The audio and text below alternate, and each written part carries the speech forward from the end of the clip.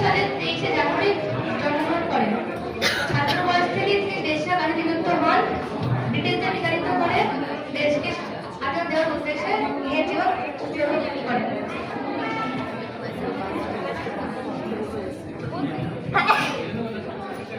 আজাদ হিন্দ বলতে নেতাজি সুভাষচন্দ্র বসুর নেতৃত্ব গঠিত আজাদ হিন্দ ফৌজ আইনে যার লক্ষ্য ছিল ব্রিটিশ শাসনের বিরুদ্ধে সশস্ত্র সংগ্রাম।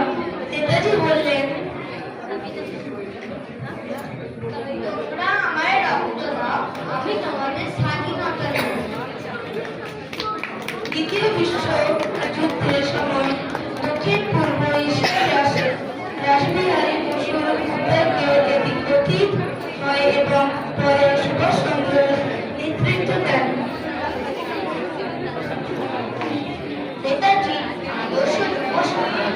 দেশপ্রেম এবং আত্মত্যাগে বুদ্ধ হন এবং তার আদর্শ